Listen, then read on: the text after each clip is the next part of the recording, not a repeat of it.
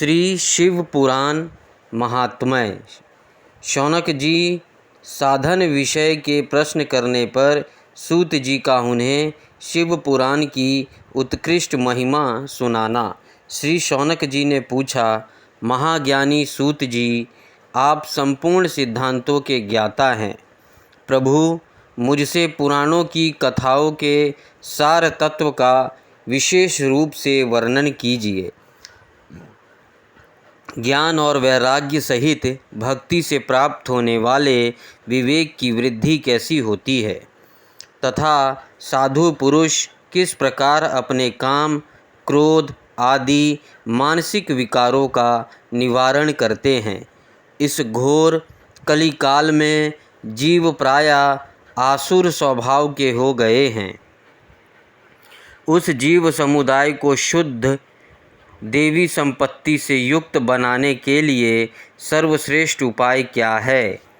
आप इस समय मुझे ऐसा कोई शाश्वत साधन बताइए जो कल्याणकारी वस्तुओं में भी सबसे उत्कृष्ट एवं परम मंगलकारी हो तथा पवित्र करने वाले उपायों में भी सर्वोत्तम पवित्र कारक उपाय हो।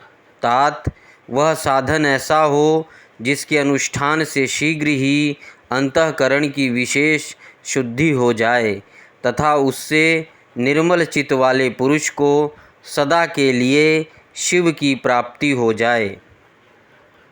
श्री सूत जी ने कहा, मुनि श्रेष्ठ शौनक, तुम धन्य हो, क्योंकि तुम्हारे हृदय में पुराण कथा सुनने का विशेष प्रेम एवं लालसा है। इसलिए मैं शुद्ध बुद्धि से विचार कर तुमसे परम उत्तम शास्त्र का वर्णन करता हूँ। वत्स, वह संपूर्ण शास्त्रों के सिद्धांत से संपन्न, भक्ति आदि को बढ़ाने वाला तथा भगवान शिव को संतुष्ट करने वाला है। कानों के लिए रसायन, अमृत स्वरूप तथा दिव्य है। तुम उसे श्रवण करो मुने, वह परम उत्तम शास्त्र है। शिव पुराण, जिसका पूर्व काल में भगवान शिव ने ही प्रवचन किया था, यह काल रूपी सर्प से प्राप्त होने वाले महान श्वास का विनाश करने वाला उत्तम साधन है।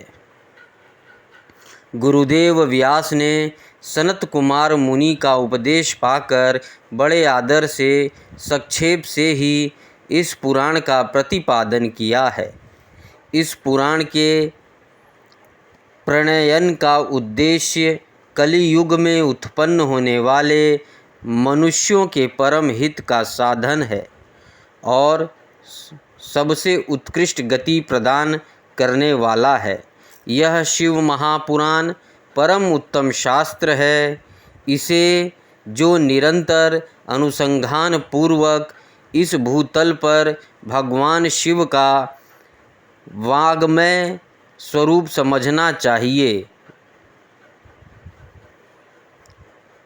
वाग्मय शिव महापुराण को बाँचता है अथवा नित्य स्वरूप समझना चाहिए और सब प्रकार से प्रेम पूर्वक इसका पाठ मात्र करता है, वह इसका सेवन करना चाहिए। इसका पठन और श्रवण सर्व साधन रूप है।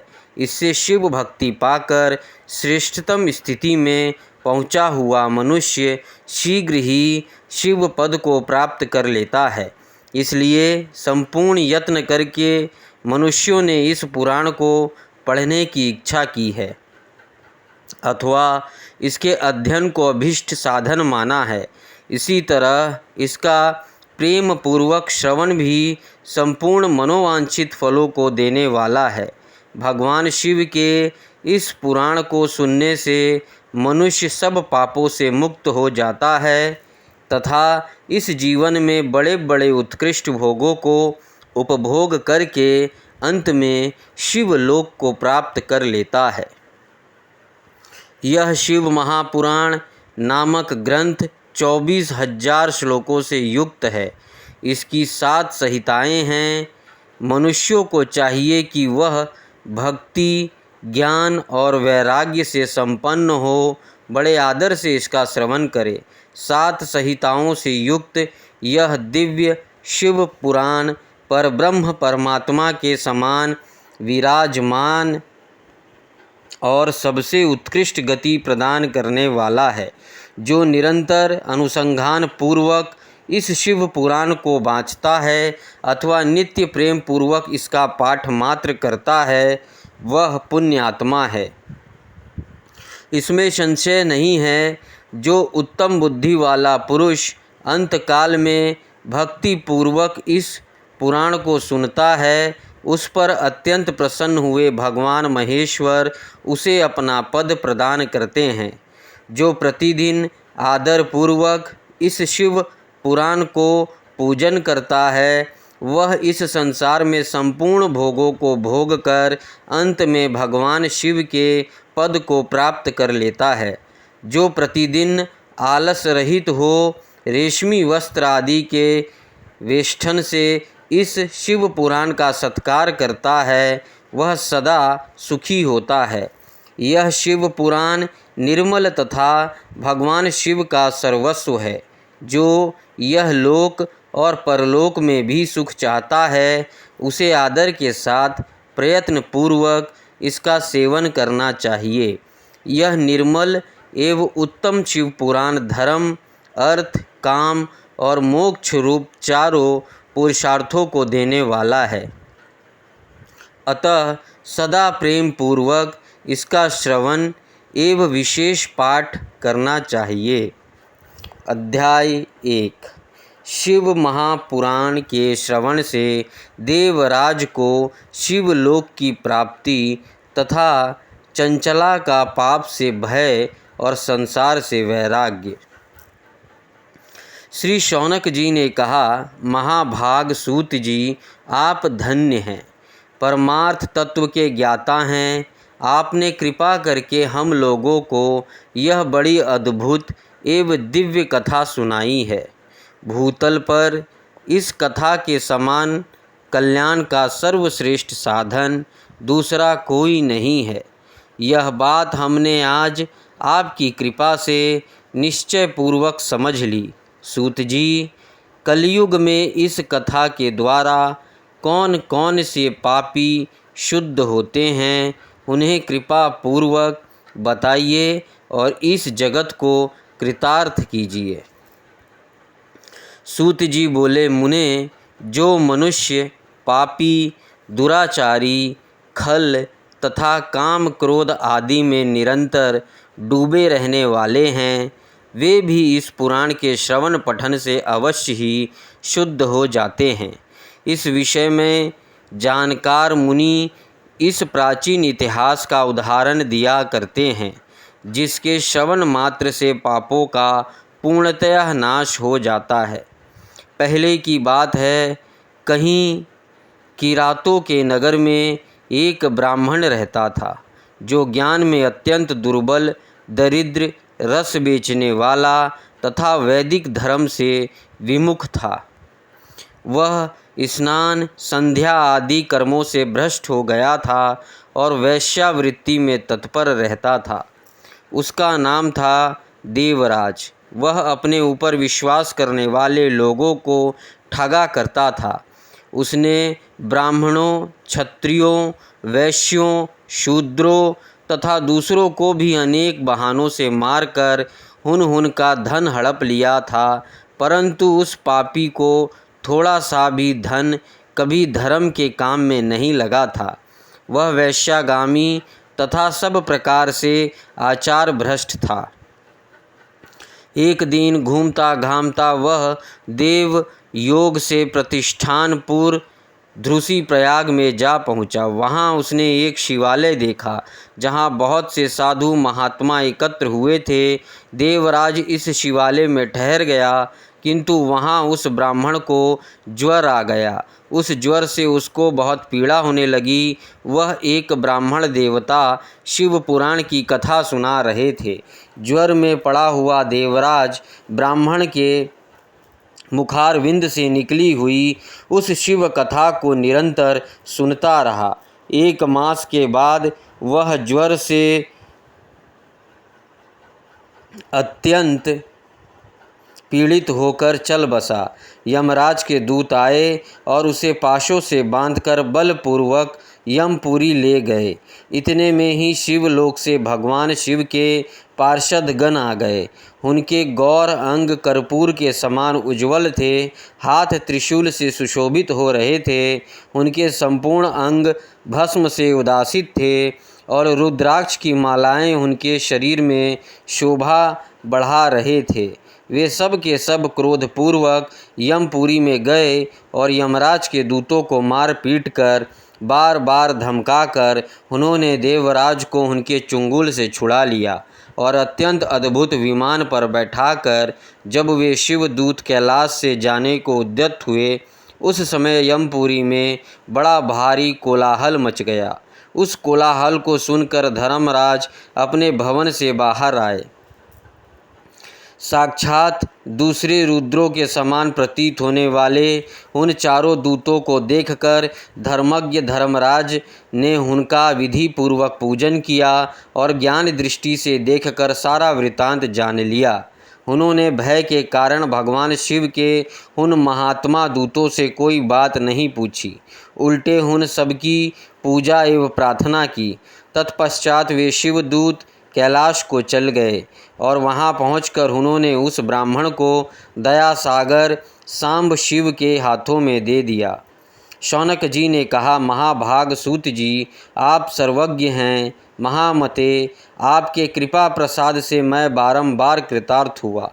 इस इतिहास को सुनकर मेरा मन अत्यंत आनंद में निमग्न हो रहा है। अतः अब भगवान शिव से प्रेम बढ़ाने वाली शिव संबंधिनी दूसरी कथा को भी कहिए। श्री सूत जी बोले, शौनक सुनो, मैं तुम्हारे सामने गोपनीय कथा वस्तु का भी वर्णन करूँगा, क्योंकि तुम शिव भक्तों में अग्रगण्य तथा वेद वक्ताओं में श्रेष्ठ हो। समुद्र के निकटवर्ती प्रदेश में एक वाशफल नामक ग्राम था, जहाँ वैदिक धर्म से विमुख महापापी द्विज निवास करते हैं। वे सब के सब बड़े दुष्ट हैं। उनका मन दूषित विषय भोगों में ही लगा रहता है। वे ना देवताओं पर विश्वास करते हैं, ना भाग्य पर। वे सभी कुटिल वृत्ति वाले हैं, किसानी करते और भांति भांति के घातक अस्त्र शस्त्र रखते हैं। वे व्यभिचारी और खल हैं। ज्ञान, वैराग्य तथा सद्ब्रह्म का सेवन ही मनुष्यों के लिए परम पुरुषार्थ है। इस बात को वे बिल्कुल नहीं जानते। वे सभी पशु बुद्धि वाले हैं। अन्य वर्णों के लोग भी उन्हीं के भांति कुत्सित विचार रखने वाले स्वधर्म विमुख एवं खल हैं। वे सदा कुकर्म में लगे रहते हैं और नित्य विषय भोगों में ही डूबे रहते हैं। वहाँ की सब स्त्रियाँ भी कुटिल स्वभाव की, स्वेच्छाचारिणी, पापासक्त, कुत्सित विचार वाली और व्याभाचारिणी हैं। वे सदा व्यवहार तथा सदाचार से सर्वथा शून्य हैं। इस प्रकार वहाँ दुष्टों का ही निवास है। उस वाशकल नामक ग्राम में किसी समय एक बिंदुक नामधारी ब्राह्मण रहता था। वह बड़ा अधम था, दुरात्मा और महापापी था। यद्यपि उसकी स्त्री बड़ी सुंदरी थी, तो भी वह कुमार्ग पर ही चलता था। उसकी पत्नी का नाम चंचुला था। वह सदा उत्तम धर्म के पालन में लगी रहती थी, तो भी उसे छोड़कर वह दुष्ट ब्राह्मण वैश्यागामी हो गया था। इस तरह के कुकर्म में लगे हुए उस बिंदुक के बहुत वर्ष व्यतीत हो गए। उसकी स्त्री चंचुला काम से पीड़ित होने पर भी स्वधर्म नाश के पाप से द्वेष सह कर भी दीर्घ काल तक धर्म से भ्रष्ट नहीं हुई, परंतु दुराचारी पति के आचरण से प्रभावित हो आगे चलकर वह स्त्री भी दुराचारिणी हो गई। इस तरह दुराचार में डूबे हुए उन मूढ़ चित्त वाले पति पत्नी का बहुत सा समय व्यर्थ बीत गया। तदनंतर शूद्र जाति वैश्या का पति बना हुआ वह दूषित बुद्धि वाला दुष्ट ब्राह्मण बिंदुक समय अनुसार मृत्यु को प्राप्त हो नरक में जा पड़ा। बहुत दिनों तक नरक के दुख भोग कर वह मूढ़ बुद्धि पापी विंध्य पर्वत पर भयंकर पिशाच हुआ। इधर उस दुराचारी पति बिंदुक के मर जाने पर वह मूढ़ हृदया चंचुला बहुत समय तक पुरुषों के साथ अपने घर में ही रही। एक दिन देवयोग से किसी पुण्य पर्व के आने पर वह स्त्री भाई बंधुओं के साथ गोकर्ण क्षेत्र में गई। तीर्थ यात्रियों के संग से उसने भी उस समय जाकर किसी तीर्थ के जल में स्नान किया।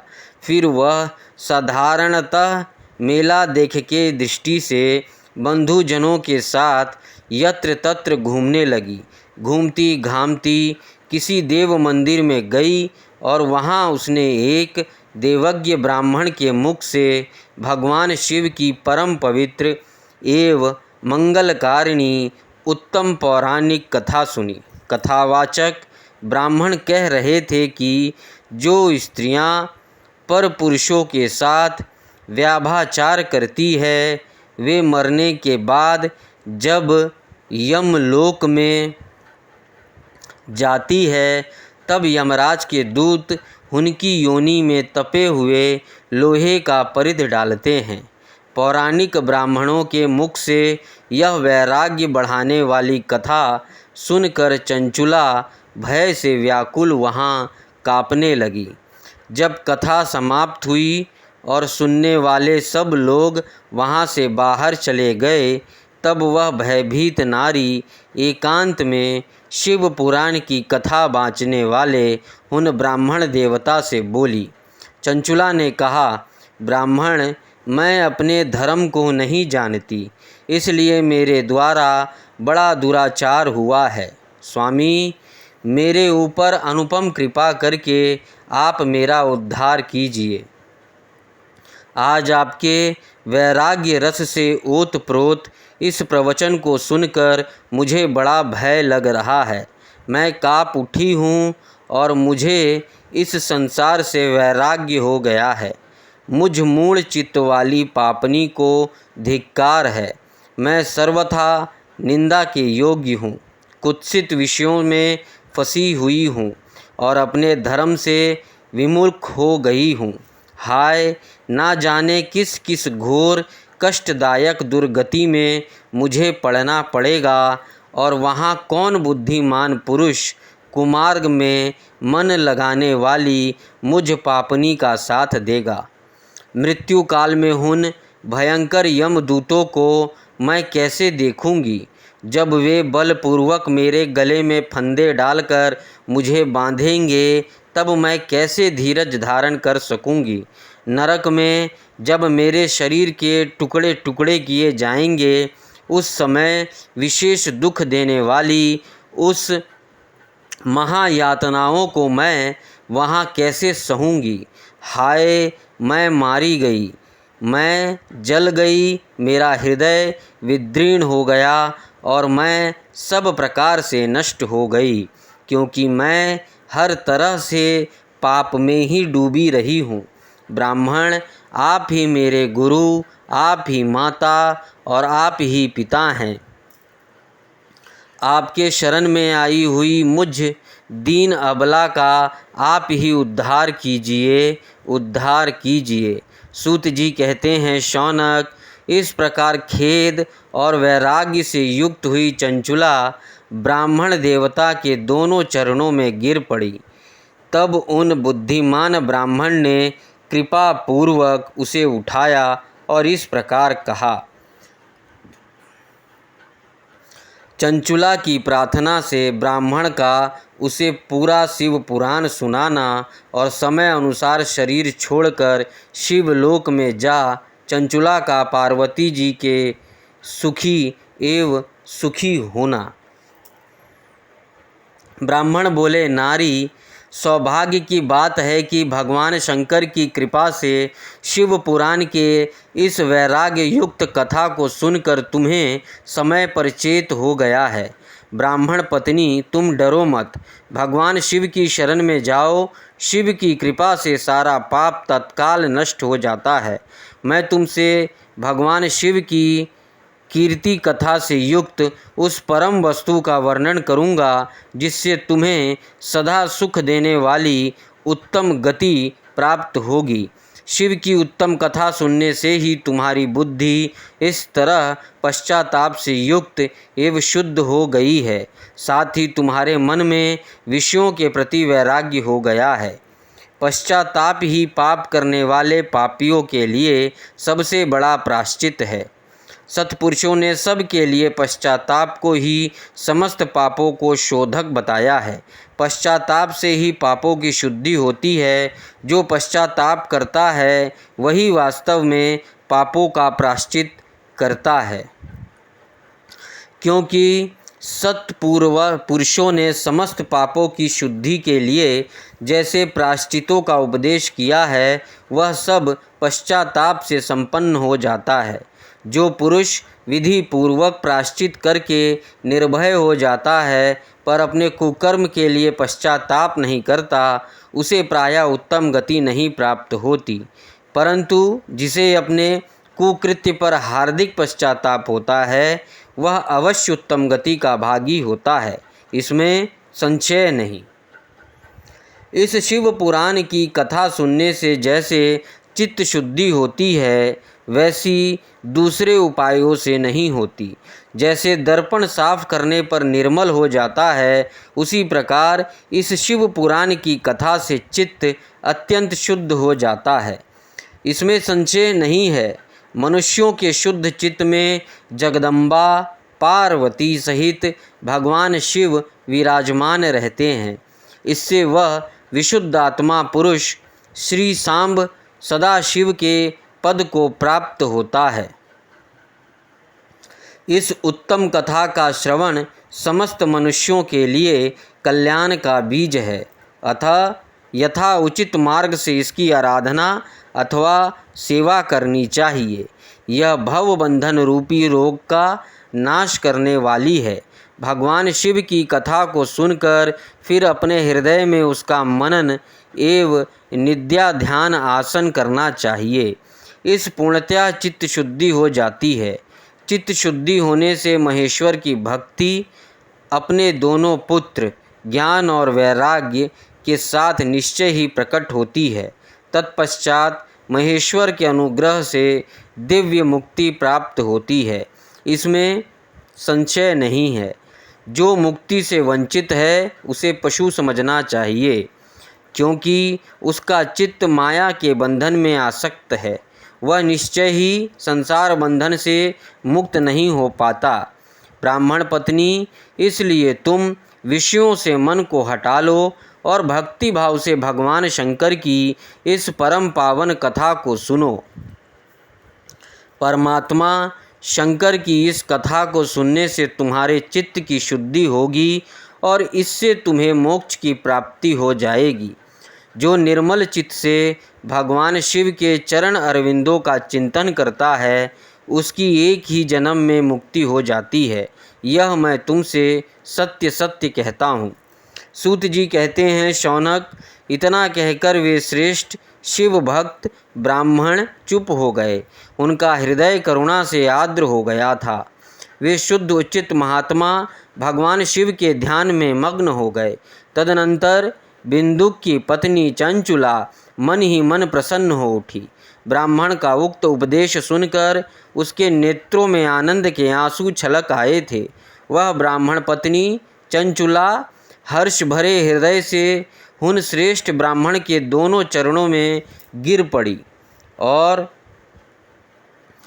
हाथ जोड़कर बोली, मैं कृतार्थ हो गई। तत्पश्चात उठकर वैराग्य युक्त उत्तम बुद्धि वाली वह स्त्री, जो अपने पापों के कारण आतंकित थी, उन महान शिव भक्त ब्राह्मण से हाथ जोड़कर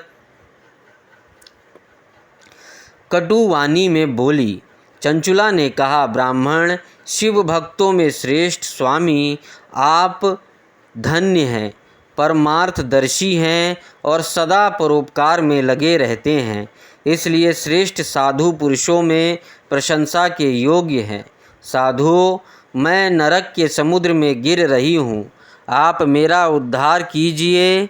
पौराणिक अर्थ तत्व से संपन्न जिस सुंदर शिव पुराण की कथा को सुनकर मेरे मन में संपूर्ण विषयों से वैराग्य उत्पन्न हो गया, उसी इस शिव पुराण को सुनने के लिए इस समय मेरे मन में बड़ी श्रद्धा हो रही है। सूत जी कहते हैं, ऐसा कहकर हाथ जोड़ उनका अनुग्रह पाकर चंचुला उस शिव पुराण की कथा को सुनने की इच्छा मन में लिए उन ब्राह्मण देवता की सेवा में तत्पर वहाँ रहने लगी।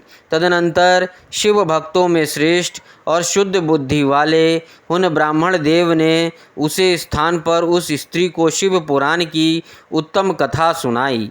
इसी प्रकार उस गोकर्ण नामक महाक्षेत्र में उन्हीं श्रेष्ठ ब्राह्मण से उसने शिव पुराण की वह परम उत्तम कथा सुनी, जो भक्ति, ज्ञान और वैराग्य को बढ़ाने वाली तथा मुक्ति देने वाली है। उस परम उत्तम कथा को सुनकर वह ब्राह्मण पत्नी अत्यंत कृतार्थ हो गई, उसका चित्त शीघ्र ही शुद्ध हो गया। फिर भगवान शिव के अनुग्रह से उसके हृदय में शिव के सगुण रूप का चिंतन होने लगा। इस प्रकार उसने भगवान शिव में लगी रहने वाली उत्तम बुद्धि पाकर शिव के सच्चिदानंदमय स्वरूप का बारंबार चिंतन आरंभ किया। तत्पश्चात समय के पूरे होने पर भक्ति, ज्ञान और वैराग्य से युक्त हुई चंचुला ने अपने शरीर को बिना किसी कष्ट के त्याग दिया। इतने में ही त्रिपुर शत्रु भगवान शिव का भेजा हुआ एक दिव्य विमान दूत गति से वहां पहुंचा, जो उनके अपने गणों से संयुक्त और भांति भांति के शोभा साधनों से संपन्न था। चंचुला उस विमान पर आरूढ़ हुई और भगवान शिव के श्रेष्ठ पार्षदों ने उसे तत्काल शिवपुरी में पहुंचा दिया। उसके सारे मल धुल गए, वह दिव्य रूपणी दिव्यांगना हो गई। उसके दिव्य अवयव उसकी शोभा बढ़ाते थे। मस्तक पर अर्धचंद्र का मुकुट धारण किए वह गौरांगी देवी शोभाशाली दिव्य आभूषणों से विभूषित थी। शिवपुरी में पहुंचकर उसने सनातन देवता त्रिनेत्रधारी महादेव जी को देखा। सभी मुख्य देवता उनकी सेवा में खड़े थे। गणेश, भृंगी, नदीश्वर और वीरभद्रेश्वर आदि उनकी सेवा में उत्तम भक्ति भाव से उपस्थित थे। उनकी अंग कांति करोड़ों सूर्यों के समान प्रकाशित हो रही थी। कंठ में नील चिन्ह शोभा पाता था। 5 मुख और प्रत्येक मुख में 3-3 नेत्र थे। मस्तक पर अर्धचंद्राकार मुकुट शोभा देता था। उन्होंने अपने वामांग भाग में गौरी देवी को बैठा रखा था, जो विद्युत पुंज के समान प्रकाशित थी। गौरीपति महादेव जी की कांति कपूर के समान गौर थी।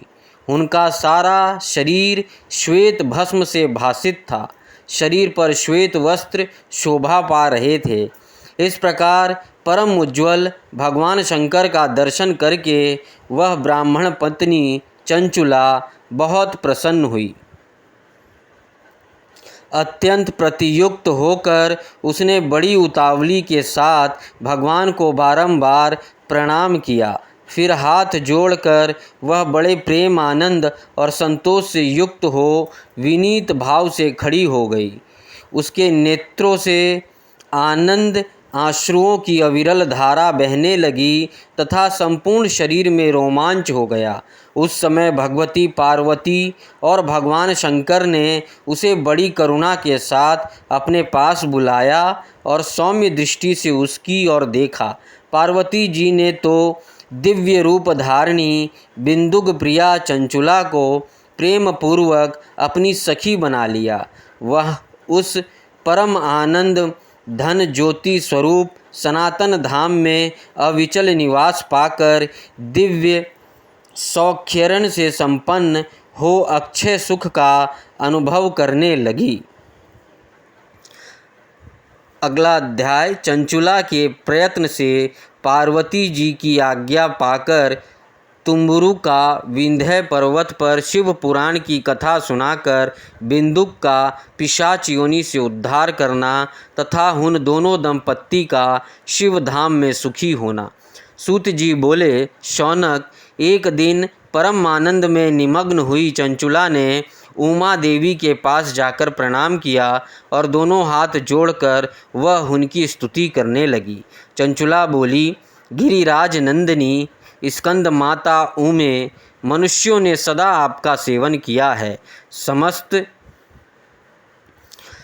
सुखों को देने वाली शंभु प्रिय आप ब्रह्म स्वरूपिणी हैं, विष्णु और ब्रह्मा आदि देवताओं द्वारा सेव्य हैं। आप ही सगुणा और निर्गुणा हैं तथा आप ही सूक्ष्मा सच्चिदानंद स्वरूपिणी आद्र प्राकृति है। आप ही संसार की सृष्टि, पालन और संहार करने वाली हैं। तीनों गुणों का आश्रय ही भी आप ही हैं। ब्रह्मा, विष्णु और महेश्वर, इन तीनों देवताओं का आवास स्थान तथा उनकी उत्तम प्रतिष्ठा करने वाली पराशक्ति आप ही हैं। सूत जी कहते हैं, शौनक, जिसे सदगति प्राप्त हो चुकी थी वह चंचुला इस प्रकार महेश्वर पत्नी उमा की स्तुति करके सिर झुकाए चुप हो गई। उसके नेत्रों में प्रेम के आंसू उमड़ आए थे। तब करुणा से भरी हुई शंकर प्रिया भक्त वत्सला पार्वती देवी ने चंचुला को संबोधित करके बड़े प्रेम से इस प्रकार कहा। पार्वती बोली, सखी चंचुले सुंदरी, मैं तुम्हारी की हुई इस स्तुति से बहुत प्रसन्न हूँ। बोलो, क्या वर मांगती हो? तुम्हारे लिए मुझे कुछ भी अदेय नहीं है। चंचुला बोली, निष्पाप गिरिराज कुमारी, मेरे पति बिंदुक इस समय कहाँ हैं? उनकी कैसी गति हुई है यह मैं नहीं जानती। कल्याणमयी दीन वत्सले, मैं अपने उन पति देव से जिस प्रकार संयुक्त हो सकूं वैसा ही उपाय कीजिए। महेश्वरी महादेवी, मेरे पति एक शूद्र जातीय वैश्या के प्रति आसक्त थे और पाप में ही डूबे रहते थे। उनकी मृत्यु मुझसे पहले ही हो गई थी। ना जाने वे किस गति को प्राप्त हुए। गिरिजा बोली, बेटी, तुम्हारे बिंदुक नाम वाला पति बड़ा पापी था। उसका अंतःकरण बड़ा ही दूषित था। वैश्या का उपभोग करने वाला वह महामूढ़ मरने के बाद नरक में पड़ा अगणित वर्षों तक नरक में नाना प्रकार के दुख भोग कर वह पापात्मा अपने शेष पापों को भोगने के लिए विंध्य पर्वत पर पिशाच हुआ है। इस समय वह पिशाच अवस्था में ही है और नाना प्रकार के कलेश उठा रहा है। वह दुष्ट वहीं वायु पीकर रहता और सदा सब प्रकार के कष्ट सहता है। सूत जी कहते हैं, शौनक, गौरी देवी की यह बात सुनकर उत्तम व्रत का पालन करने वाली चंचुला उस समय पति के महान दुख से दुखी हो गई। फिर मन को स्थिर करके उस ब्राह्मण पत्नी ने व्यथित हृदय से महेश्वरी को प्रणाम करके पुनः पूछा। चंचुला बोली, महेश्वरी महादेवी, मुझ पर कृपा कीजिए और दूषित कर्म करने वाले मेरे उस दुष्ट पति का अब उद्धार कर दीजिए। देवी, कुत्सित बुद्धि वाले मेरे उस पापात्मा पति को किस उपाय से उत्तम गति प्राप्त हो सकती है, यह शीघ्र बताइए। आपको नमस्कार है। पार्वती ने कहा, तुम्हारे पति यदि शिव पुराण की पुण्यमयी उत्तम कथा सुने तो सारी दुर्गति को पार करके वह उत्तम गति का भागी हो सकता है। अमृत के समान मधुर अक्षरों से युक्त गौरी देवी का यह वचन आदर पूर्वक सुनकर चंचुला ने हाथ जोड़कर मस्तक झुकाकर उन्हें बारंबार प्रणाम किया और अपने पति के समस्त पापों की शुद्धि तथा उत्तम गति की प्राप्ति के लिए पार्वती देवी से यह प्रार्थना की, मेरे पति को शिव पुराण सुनाने की व्यवस्था होनी चाहिए। उस ब्राह्मण पत्नी के बारंबार प्रार्थना करने पर शिव प्रिया गौरी देवी को बड़ी दया आई। उन भक्त वत्सला महेश्वरी गिरिराज कुमारी ने भगवान शिव की उत्तम कीर्तिका गान करने वाले गंधर्वराज तुम्बुरु को बुलाकर उनसे प्रसन्नतापूर्वक इस प्रकार कहा, तुम्बुरु, तुम्हारी भगवान शिव में प्रीति है। तुम मेरे मन की बातों को जानकर मेरे अभीष्ट कार्यों को सिद्ध करने वाले हो, इसलिए मैं तुमसे एक बात कहती हूँ, तुम्हारा कल्याण हो। तुम मेरी इस सखी के साथ शीघ्र ही विंध्य पर्वत पर जाओ। वहाँ एक महाघोर और भयंकर पिशाच रहता है। उसका वृत्तांत तुम आरंभ से ही सुनो। मैं तुमसे प्रसन्नतापूर्वक सब कुछ बताती हूँ। पूर्व जन्म में वह पिशाच बिंदुक नामक ब्राह्मण था। मेरी इस सखी चंचुला का पति था, परंतु वह दुष्ट वैश्यागामी हो गया। स्नान संध्या आदि नित्य कर्म छोड़कर अपवित्र रहने लगा। क्रोध के कारण उसकी बुद्धि पर मूढ़ता छा गई थी। वह कर्तव्य पथ का विवेक नहीं कर पाता था। अभक्ष्य भक्षण, सज्जनों से द्वेष और दूषित वस्तुओं का दान लेना, यही उसका स्वाभाविक कर्म बन गया था। वह अस्त्र शस्त्र लेकर हिंसा करता, बाएं हाथ से खाता, दीनों को सताता और क्रूरतापूर्वक पराए घरों में आग लगा देता था। चांडालों से प्रेम करता और प्रतिदिन वेश्या के संपर्क में रहता था। बड़ा दुष्ट था। वह पापी अपनी पत्नी का परित्याग करके दुष्टों के संग में ही आनंद मानता था। वह मृत्यु पर्यंत दुराचार में ही फंसा रहा।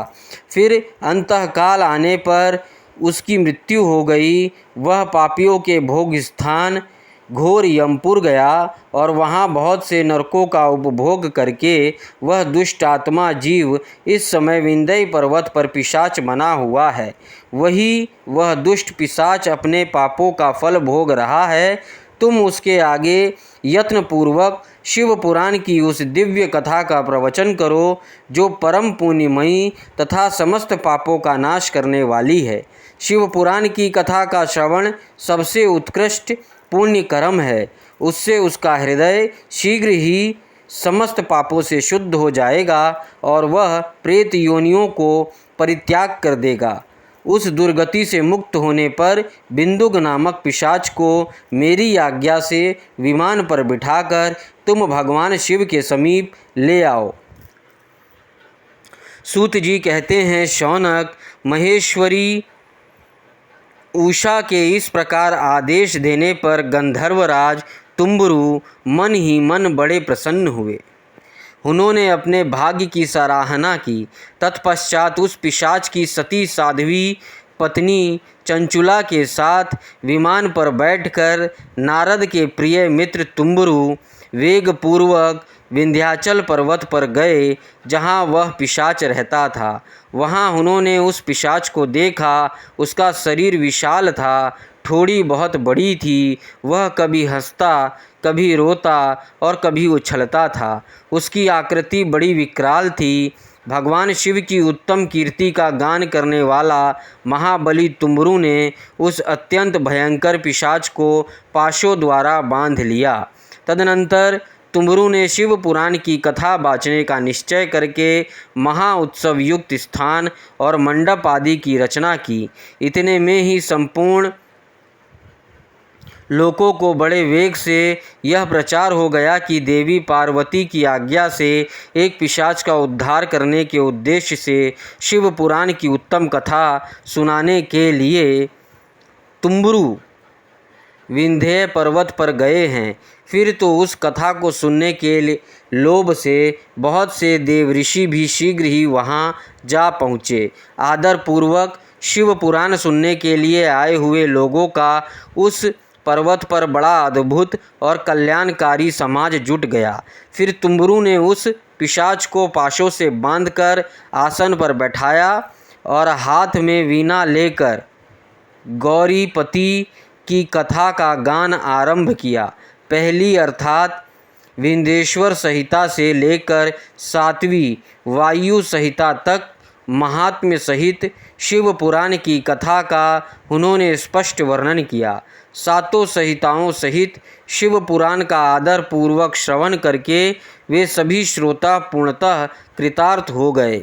उस परम पुण्यमय शिव पुराण को सुनकर उस पिशाच ने अपने सारे पापों को धोकर उस पैशाचिक शरीर को त्याग दिया। फिर तो शीघ्र ही उसका रूप दिव्य हो गया, अंग कांति गौरव वर्ण की हो गई, शरीर पर श्वेत वस्त्र तथा सब प्रकार के पुरुष उचित आभूषण उसके अंगों को उदासित करने लगे। वह त्रिनेत्रधारी चंद्रशेखर रूप हो गया। इस प्रकार दिव्य देहधारी होकर श्रीमान बिंदुक अपनी प्राण वल्लभा चंचुला के साथ स्वयं भी पार्वती वल्लभ भगवान शिव का गुणगान करने लगा। उसकी स्त्री का इस प्रकार दिव्य रूप से सुशोभित देख वे सभी देवऋषि बड़े विस्मित हुए। उनका चित्त परम आनंद से परिपूर्ण हो गया। भगवान महेश्वर का वह अद्भुत चरित्र सुनकर वे सभी श्रोता परम कृतार्थ हो प्रेम पूर्वक श्री शिव का यश उगान करने लगे, अपने अपने धाम को चले गए। दिव्य रूपधारी श्रीमान बिंदुक भी सुंदर विमान पर अपनी प्रियतमा के पास बैठकर सुखपूर्वक आकाश में स्थित हो बड़ी शोभा पाने लगा। तदनंतर महेश्वर के सुंदर एवं मनोहर गुणों का गान करता हुआ वह अपनी प्रियतमा तथा तुम्बरू के साथ शीघ्र ही शिवधाम में जा पहुँचा। वहाँ भगवान महेश्वर तथा पार्वती ने देखा। देवी ने प्रसन्नतापूर्वक बिंदुक का बड़ा सत्कार किया और उसे अपना पार्षद बना लिया। उसकी पत्नी चंचुला पार्वती जी की सखी हो गई। उसी बनी भूत ज्योति स्वरूप परम आनंदमय सनातन धाम में अविचल निवास पाकर वे दोनों दंपत्ति परम सुखी हो गए। अगला अध्याय शिव पुराण के श्रवण की विधि तथा श्रोताओं के पालन करने योग्य नियमों का वर्णन। शौनक जी कहते हैं, महाप्राज्ञ व्यास शिष्य सूत जी, आपको नमस्कार है। आप धन्य हैं, शिव भक्तों में श्रेष्ठ हैं। आपके महान गुण वर्णन करने योग्य हैं। अब आप कल्याणमय शिव पुराण के श्रवण की विधि बतलाइए, जिसमें सभी श्रोताओं को संपूर्ण उत्तम फल की प्राप्ति हो सके। सूत जी ने कहा, मुने शौनक, अब मैं तुम्हें संपूर्ण फल की प्राप्ति के लिए शिव पुराण के श्रवण की विधि बता रहा हूँ। पहले किसी ज्योतिषी को बुलाकर दान मान से संतुष्ट करके अपने सहयोगी लोगों के साथ बैठकर बिना किसी विघ्न बाधा के कथा की समाप्ति होने के उद्देश्य से शुभ मुहूर्त का अनुसंधान कराए और प्रयत्न पूर्वक देश देश में स्थान स्थान पर यह संदेश भेजे, हमारे यहाँ शिव पुराण की कथा होने वाली है। अपने कल्याण की इच्छा रखने वाले लोगों को उसे सुनने के लिए अवश्य पधारना चाहिए। कुछ लोग भगवान श्री हरि की कथा से बहुत दूर पड़ गए हैं। कितने ही स्त्री शूद्र आदि भगवान शंकर के कथा कीर्तन से वंचित रहते हैं। उन सब को भी सूचना हो जाए ऐसे प्रबंध करने चाहिए। देश देश में जो भगवान शिव के भक्त हो तथा शिव कथा के कीर्तन और श्रवण के लिए उत्सुक हो, उन सब को आदरपूर्वक बुलवाना चाहिए और आए हुए लोगों का सब प्रकार से आदर सत्कार करना चाहिए। शिव मंदिर में, तीर्थ में, वानप्रंथ में अथवा घर में शिव पुराण की कथा सुनने के लिए उत्तम स्थान का निर्माण करना चाहिए।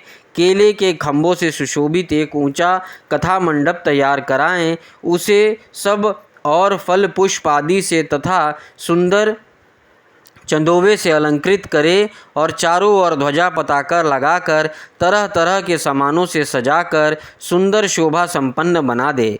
भगवान शिव के प्रति सब प्रकार से उत्तम भक्ति करनी चाहिए। वही सब तरह से आनंद का विधान करने वाली है।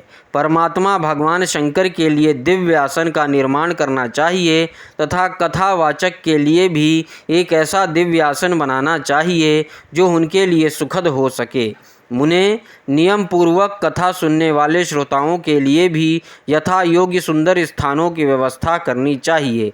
अन्य लोगों के लिए साधारण स्थान ही रहने चाहिए। जिसके मुख से निकली हुई वाणी देहधारियों के लिए कामधेनु के समान अभिष्ट फल देने वाली होती है, उस पुराण वेत्ता विद्वान वक्ता के प्रति तीक्ष्ण बुद्धि कभी नहीं करनी चाहिए। संसार में जन्म तथा गुणों के कारण बहुत से गुरु होते हैं, परंतु उन सब से पुराणों का ज्ञाता विद्वान ही परम गुरु माना गया है। पुराण वेत्ता पवित्र, दक्ष, शांत, ईर्ष्या पर विजय पाने वाले, साधु और दयालु होना चाहिए। ऐसा प्रवचन कुशल विद्वान इस पुण्यमय कथा को कहे। सूर्योदय से आरंभ करके 3:30 पहर तक उत्तम बुद्धि वाले विद्वान पुरुष को शिव पुराण की कथा सम्यक समय रीति से बाँचनी चाहिए। मध्यकाल में ही घड़ी तक कथा बंद रखनी चाहिए, जिससे कथा कीर्तन से अवकाश पाकर लोग मल मूत्र का त्याग कर सके। कथा प्रारंभ के दिन से एक दिन पहले व्रत ग्रहण करने के लिए वक्ता को शोर करा देना चाहिए। जिन दिनों कथा हो रही हो उन दिनों प्रयत्न पूर्वक प्रातः काल का सारा नित्यक्रम संक्षेप से ही कर लेना चाहिए। वक्ता के पास उसकी सहायता के लिए एक दूसरा वैसा ही विद्वान स्थापित करना चाहिए। वह भी सब प्रकार के संशय को निवृत्त करने में समर्थ और लोगों को समझाने में कुशल हो। कथा में आने वाले विघ्नों की निवृत्ति के लिए गणेश जी का पूजन करे। कथा के स्वामी भगवान शिव की तथा विशेषतः शिव